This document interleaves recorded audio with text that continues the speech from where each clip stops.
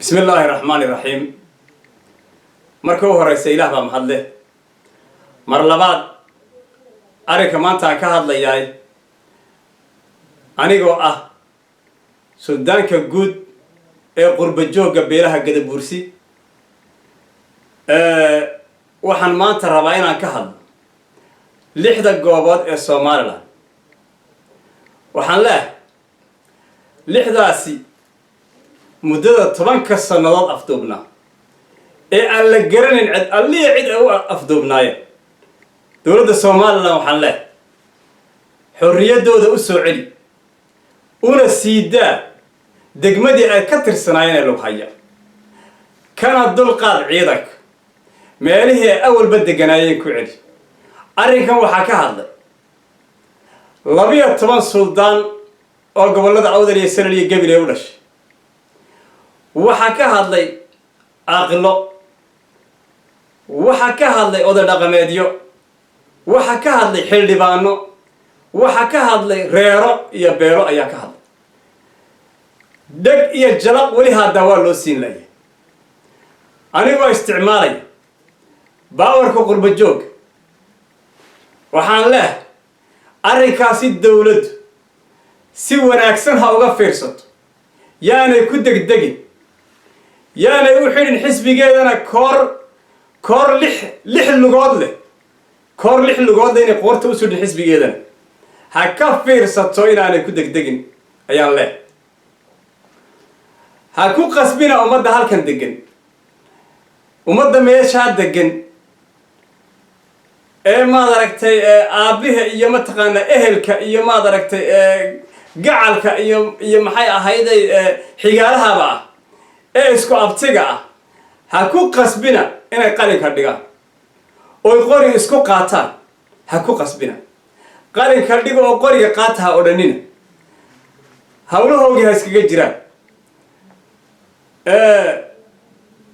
waxa la yiri waraabe la weydiiyo waxa la yiri waraabo habeenkeed ugu wanaagsanayd habeenkeed ugu nasiib badnayd ba waraabe la weydiiyay waraabi wuxuu yiri habeenkan helay dameer keligii oo biyana xambaarsan habeenkan helay waan ugu nasiib badnaa marna dameerka u baan cunayay buu marna dameerkan cunayay marna biyihiisan cabay gobolkii Awdal dameerkii buu noqday baan u maleynay marna macdanta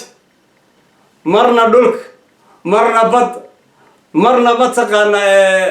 cashuuraadka ma gobolkii buu noqday gobolkaas ma dameerkii buu noqday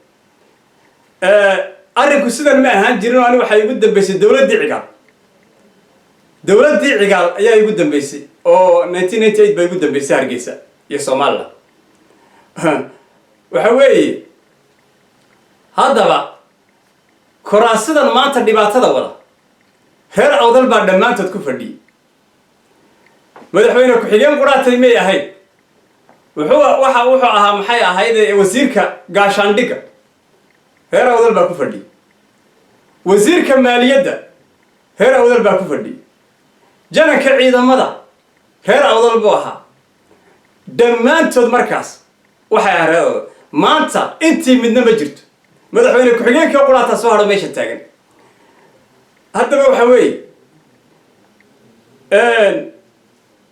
dadka reer Awdal marka waxaan leeyahay dawladda hadda jirta wasiirro kamid ah yaa dhibaatada wada iyo maad aragtay suldaan siyaasiyeed noqday hoosta ka soo wadaan kuwa weyn waxa dhibaatada waday waxaan markaa ugu baaqayaa